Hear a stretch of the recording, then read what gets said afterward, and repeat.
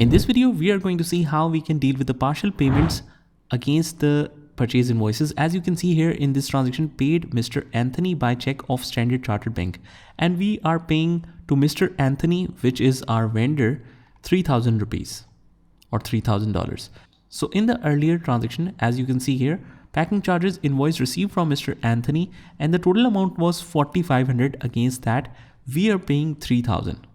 So let's see how we can deal with this partial settlement in Tally. First of all, if you're in the daybook, you can just press alternate A to directly switch to accounting voucher creation, and on the right hand side, we can switch to any voucher.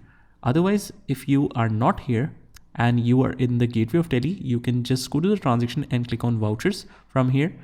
And here we can click on the payments, select the date, and we are paying by Standard Chartered Bank.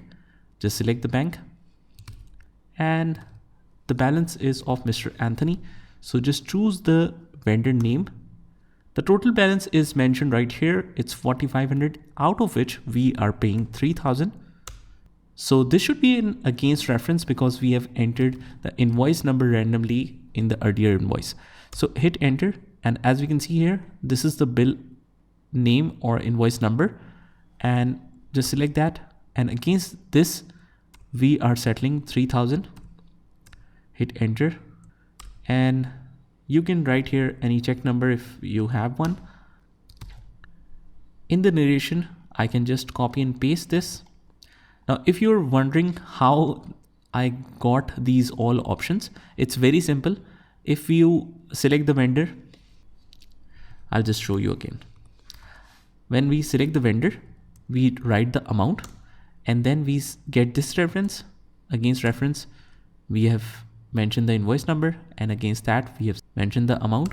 And as we start entering through different areas, it will automatically give this option. So I'm just pressing enter and enter each time.